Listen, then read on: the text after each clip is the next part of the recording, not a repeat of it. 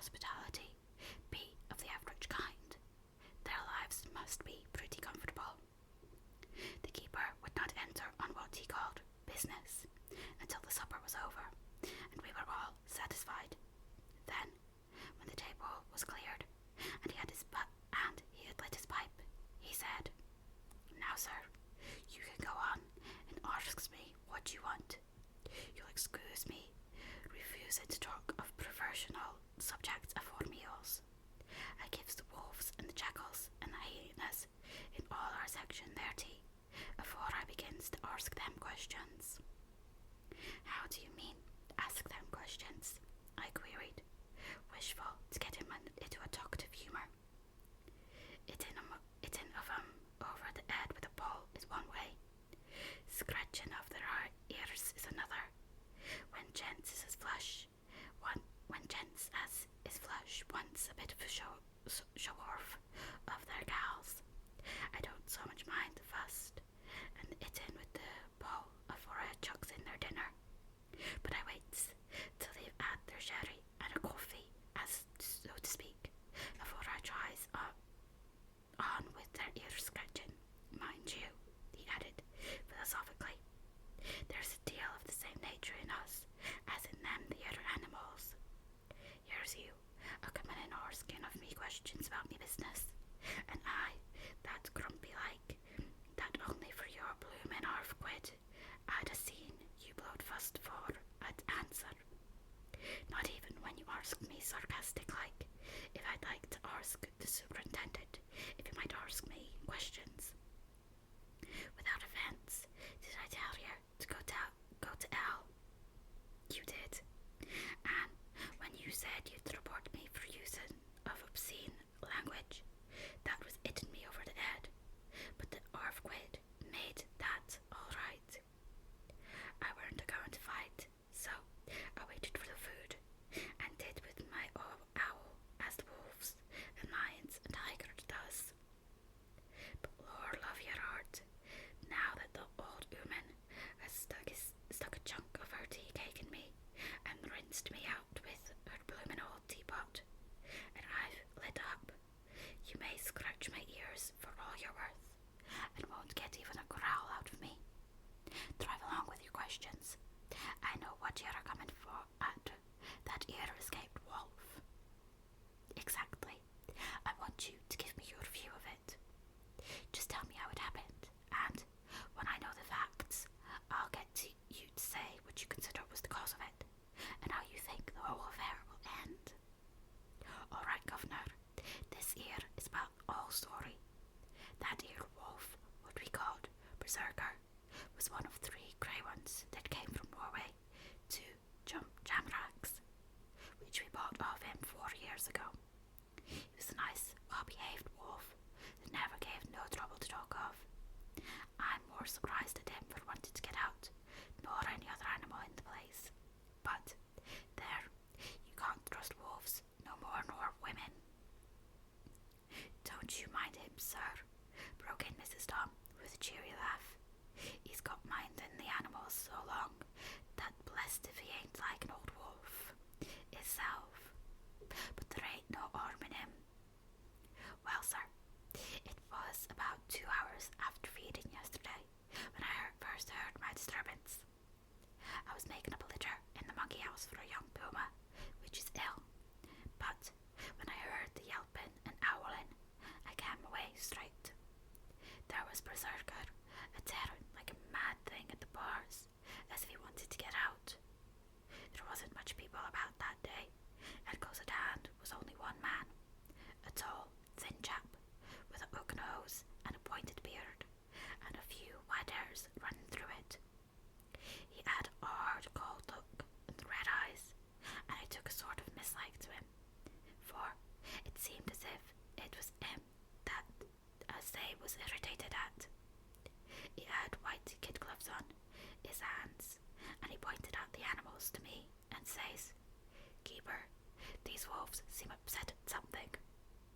'Maybe it's you,' says I, for I did not like the airs as he gave himself. He didn't get angry as I hoped he would, but he smiled, a kind of insolent smile, with a mouthful of white, sharp teeth. Oh no, they wouldn't like me, he says. Oh yes they would, says I, an imitation of him. They always like a bone or two to clean their teeth on about tea time, with you as a bagful. Well, it was an odd thing, but when an animal sees us talking, they lay down, and when I went over to Berserker, he let me stroke his ears, same as ever. That there man came over, and blessed but if I didn't put out in his hand and stroke the old wolf's ears too. Take care, says I. Berserker is quick. Never mind, he says. I'm used to him. Are you in the business yourself? I says, taking off my hat. For a man what trades in wolves, a centaur is a good friend to keepers. No, says he, not exactly in the business, but I have made the pets of several. And with that, he lifts his hat as polite as a lord and walks away. Old Berserker kept looking after him till he was out of sight, and then went and lay down in a corner and wouldn't come out till all evening. Well, last night, so soon as the moon was up, the wolves here all began howling. There weren't nothing for him to howl at. There weren't no one near, except someone that was evidently a calling a dog somewheres out back of the gardens in the park road. Once or twice I went out to see that all was right, and it was, and then the howling stopped. Just before 12 o'clock, I just took a look around before turning in, and bust me. But when I came opposite to old Berserker's cage, I see the rails broken and twisted about, and the cage empty, and that's all I know for certain. Did anyone else see anything? One of our gardeners was coming home about that time from Harmony, when he sees a big grey dog coming out through the garden edges. At least, so he says, but I don't give much for it myself, for if he did, he never said a word about it to his missus when he got home, and it was only after the escape of the wolf was made known, and we had been up all night to London of the park for Berserker, that he remembered seeing anything. My own belief was that the harmony had got into his head. Now, Mr. Builder, can you account for any way of the escape of the wolf? Well, sir, he said, with a suspicious sort of modesty, I think I can, but I don't know as how you'd be satisfied with the theory. Certainly I shall, if a man like you, who knows the animals from experience, can't hazard a good guess at any rate, who is even to try. Well then, sir, I account for it this way. It seems to me that your wolf escaped simply because he wanted to get out. From the hearty way that both Thomas and his wife laughed at the joke, I could see that it had done service before, and that the whole explanation was simply an elaborate sell.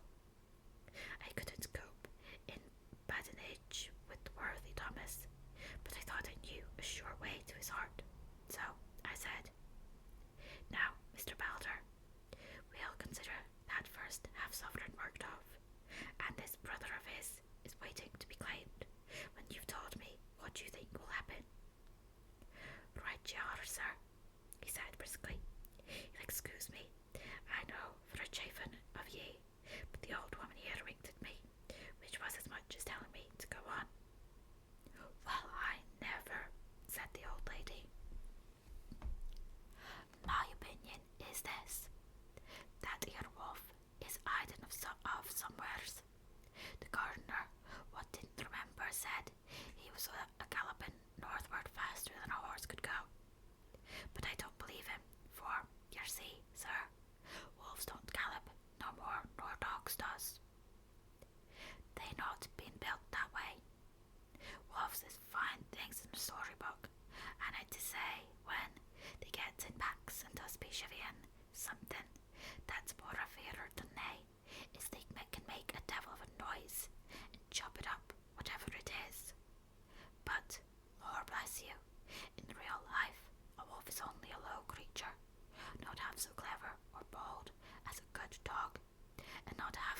so much fight in him. This one ain't been used to fighting, or even to providing for himself, and more like he's somewhere around the park, a hiding and a shivering of, and, if he thinks at all, wondering where he is to get his breakfast from. Or maybe he's got down some area and is in a coal cellar. My eye, won't some cook get a rum start when she sees whose green eyes are shining at her out of the dark? If he can't get food, he's bound to look for it, and mayhap he may chance to light on a butcher shop in time. If he doesn't, and some nursemaid goes a walk-in wharf with a soldier, leaving off the infant in the perambulator, well, then I shouldn't be surprised if the census is one baby the less. That's all. I was handing him the half-sovereign when something came bobbing up against the window, and Mr. Beldur's face doubled its natural length with surprise. God bless me, he said, if there ain't old Berserker coming back by himself. He went to the door and opened it, a most unnecessary proceeding it seemed. I have always thought that a wild animal never looks so well as when some obstacle of pronounced durability is between us. A personal experience has intensified rather than diminished that idea. After all, however, there is nothing like custom, for neither Belder nor his wife thought any more of the wolf than I should of a dog.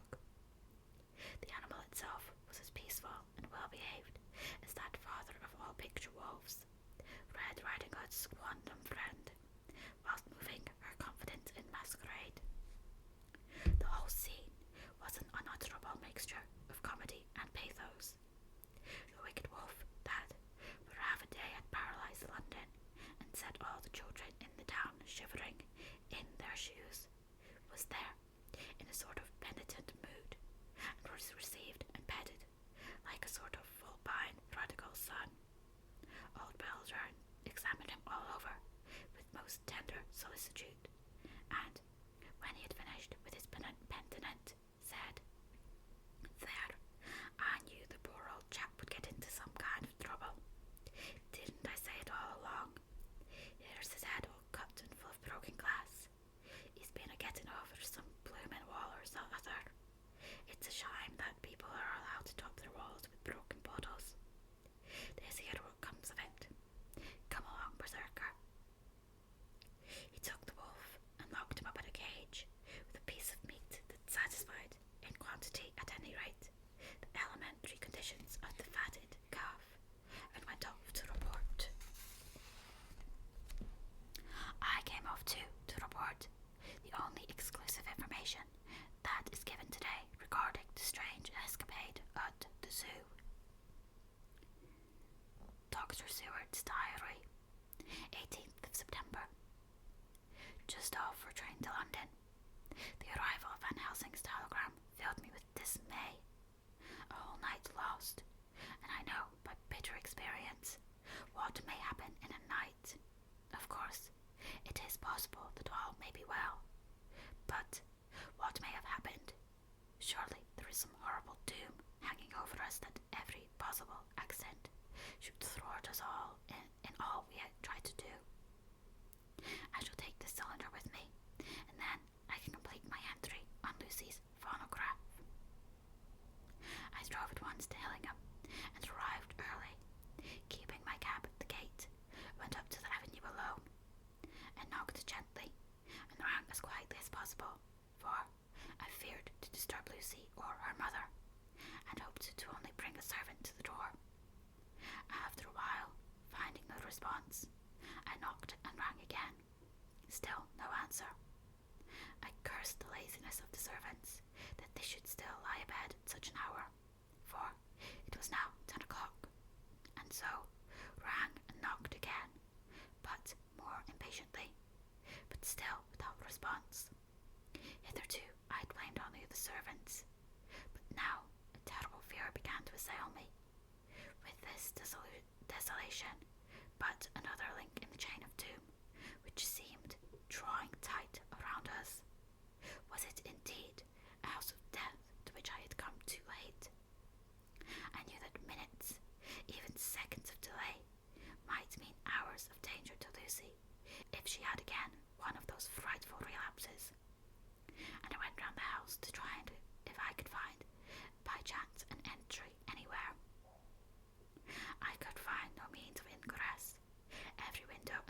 was fastened and locked, and I turned baffled to the porch.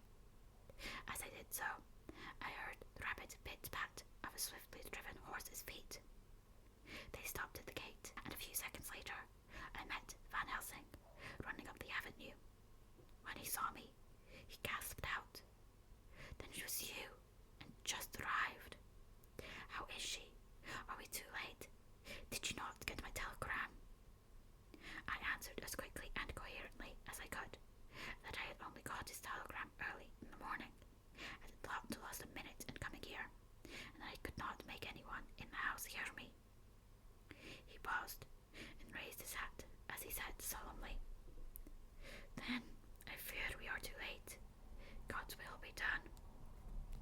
With his usual recuperative energy, he went on, "Come, if there be no way open to get in, we must make one. Time is all in all to us now." We went round to the back of the house, where there was a kitchen window.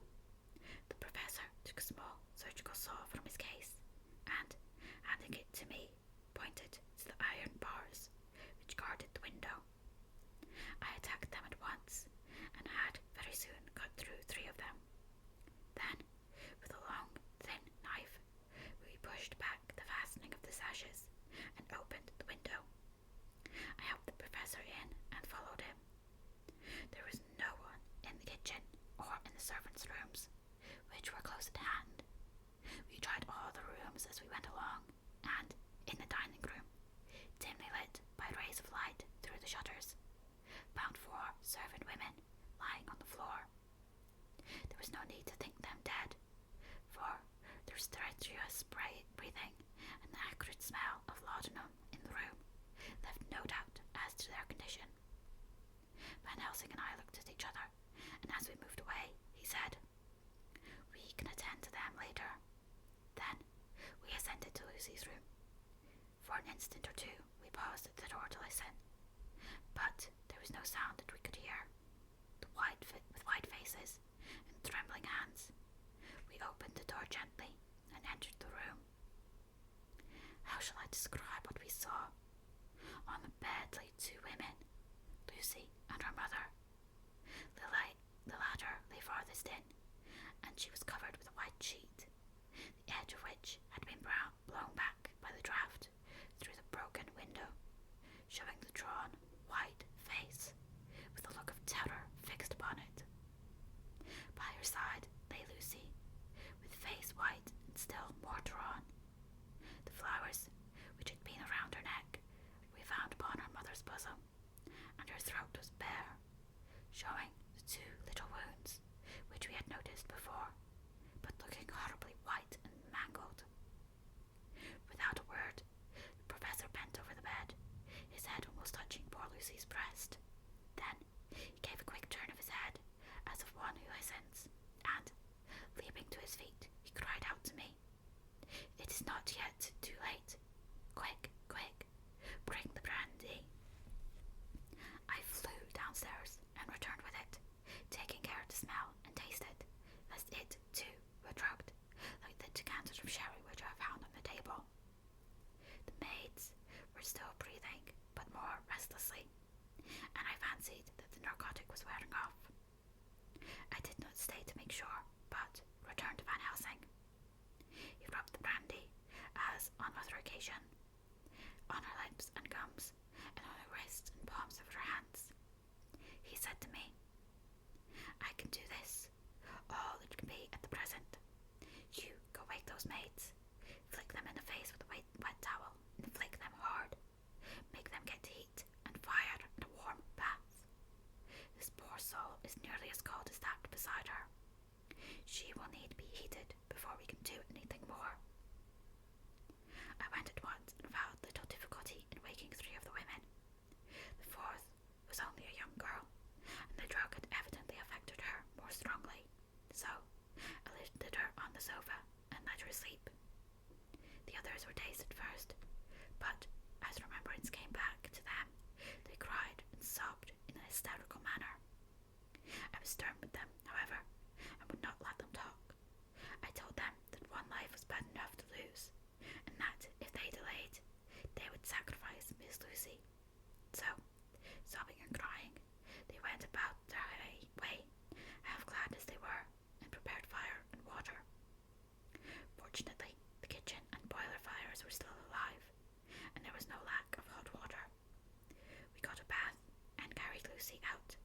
as she was and placed her in it. Whilst we were busy shaving her limbs, there was a knock at the hall door. One of the maids ran off and hurried on some more clothes and opened it. Then she returned and whispered to us that there was a gentleman who had come with a message from Mr. Holmwood. I bade her simply tell him that he must wait, for we could see no one now. She went away with the message, and, engrossed with her work, I clean forgot all about him. I never saw, in all my experience, the professor work in such deadly earnest. I knew, as he knew, that it was a stand-up fight with death, and in a pause told him so.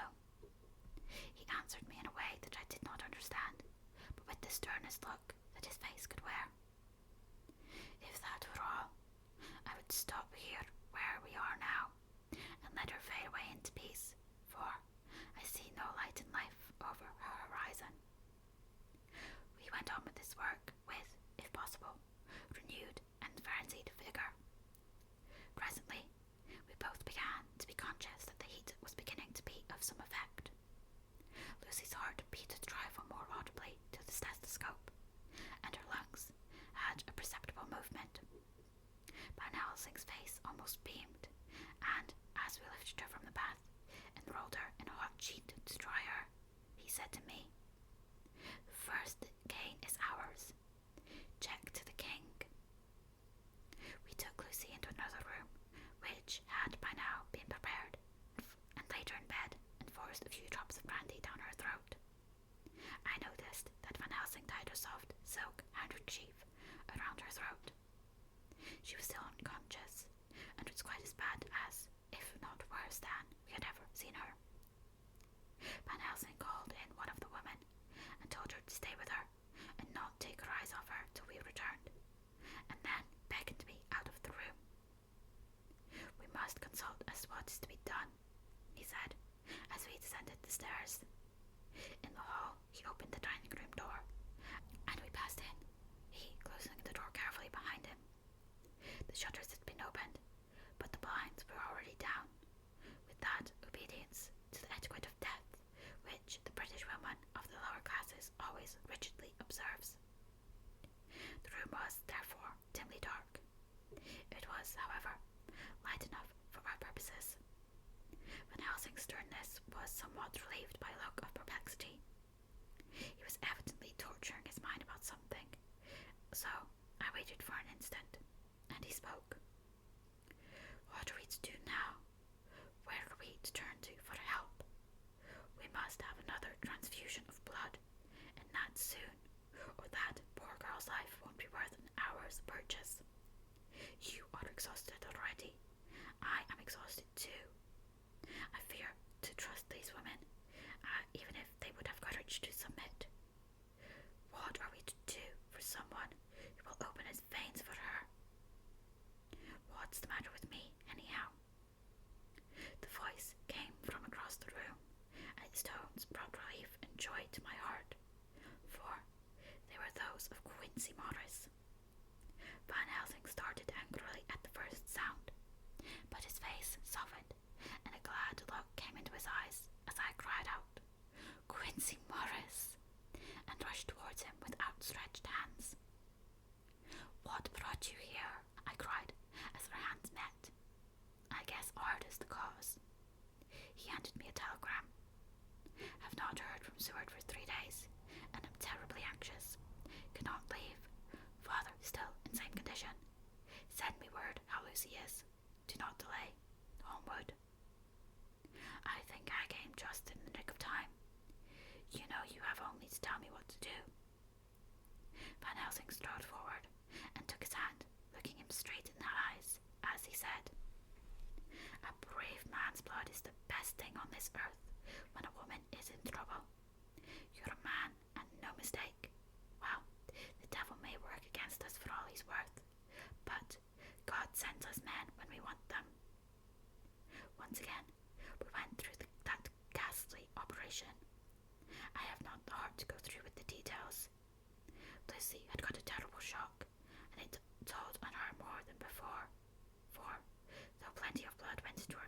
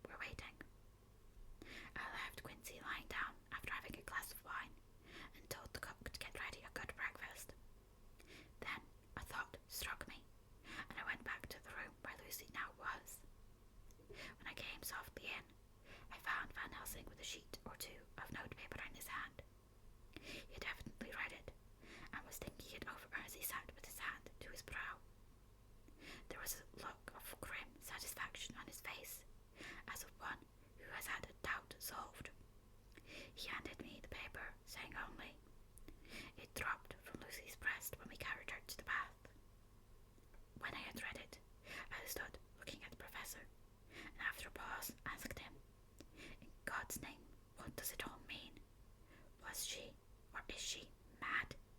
Or what sort of horrible danger is it? I was so bewildered that I did not know what to say more. Van Helsing put out his hand and took the paper, saying, "Do not trouble about it now. Forget it for the present. You shall know and understand it all in good time. But it will be later. And now, what is it that you came to me to say?" This brought me back to fact, and I was all myself again.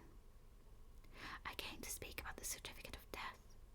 If we do not act properly and wisely, there may be an inquest, and that paper would have to be produced. I am in hopes that we need have no inquest, for if we had, it would surely kill poor Lucy, if nothing else did. I know, and you know, and the other doctor who attended her knows, that Mrs. Westenra had disease of the heart, and we can certify that she died of it. Let's fill up the certificate at once, and I shall take it myself to the registrar and go on to the undertaker." "Good. Oh, my friend, John. Well thought of. Truly, Miss Lucy, if she be sad in the foes that beset her, is at least happy in the friends that love her. 1, 2, 3, all open their veins for her, besides one old man. Ah, yes, I know, friend John. I am not blind. I love you all more for it. Now go." In the hall, I met Quincy Morris with the telegram for Arthur, telling him that Mrs. Westenra was dead, that Lucy also had been ill, but was now going on better, and that Van Helsing and I were with her. I told him where I was going, and he hurried me out, but, as I was going, said, "When you come back, Jack, may I have 2 words with you all to ourselves?"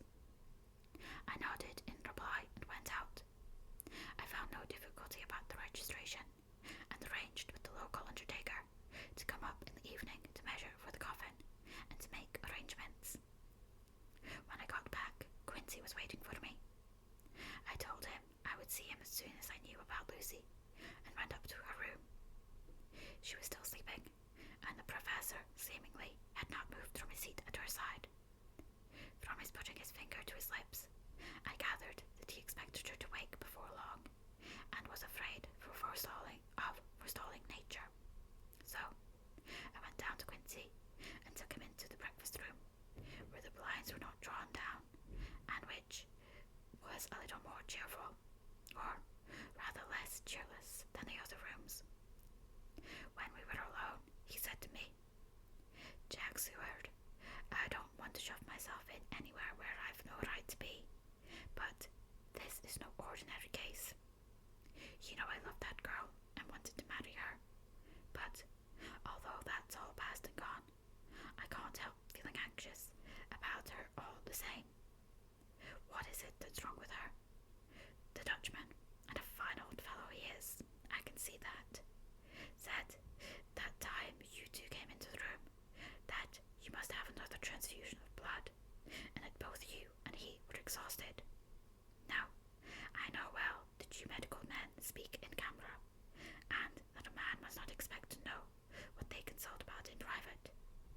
But this is no common matter, and whatever it is, I have done my part. Is not that so?" "That's so," I said, and he went on. "I take it that both you and Van Helsing had done already what I did today. Is that not so?" "That's so." "And I guess Art was in it too. When I saw him 4 days ago down at his own place, he looked queer. I have not seen anything pulled down so quick since I was on the Pampas, and had a mare that I was fond of go to grass all in a night. One of those big bats that they call vampires had got at her in the night, and, what with his gorge and the vein left open, there wasn't enough blood in her to let her stand up, and I had to put a bullet through her as she lay. Jack, if you may tell me without betraying confidence, Arthur was the first.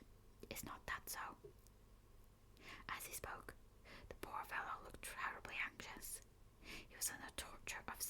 voice recording the woman he loved, and his utter ignorance of the terrible mystery which seemed to surround her intensified his pain. His very heart was bleeding, and it took all the manhood of him, and there was a royal lot of it, to keep him from breaking down. I paused before answering, for I felt that I must not betray anything which the professor wished kept secret. But already he knew so much, and guessed so much, that there could be no reason for not answering him. So I answered in the same phrase. That's so. And how long has this been going on? About 10 days. 10 days? Then I guess Jack Seward, that poor pretty creature that we all love, had put into her veins within that time the blood of 4 strong men. Man alive, her whole body wouldn't hold it. Then, coming close to me, he spoke in a fierce half-whisper. What took it out? I shook my head. That, I said, is the crux. Van Helsing is simply frantic about it, and I am at my wit's end. I can't even hazard a guess. There has been a series of little circumstances which have thrown out all our calculations as to Lucy being properly watched, but this shall not occur again. Here we shall stay until all be well, or ill. Quincy held out his hand. Count me in, he said. You and the Dutchman will tell me what to do, and I'll do it. When she woke late in the afternoon, Lucy's first movement was to feel in her breast, and, to my surprise, produced the paper which Van Helsing had given me to read. The careful professor had replaced it where it had come from, lest, on waking, she should be alarmed. Her eye then lit on Van Helsing and on me too, and gladdened. Then she looked around the room, and, seeing where she was, shuddered. She gave a loud cry, and put her poor, thin hands before her pale face. We both understood what that meant, that she had realized to the full her mother's death. So, we tried what we could to comfort her. Doubtless sympathy eased her somewhat, but she was very low in thought and spirit, and wept silently and weakly for a long time. We told her that either or both of us would now remain with her all the time, and that seemed to comfort her. Towards dusk she fell into a doze. Here a very odd thing occurred. While still asleep, she took the paper from her breast and tore it in two. Van Helsing stepped over and took the pieces from her. All the same, however, she went on with the action of tearing, as though the material were still in her hands.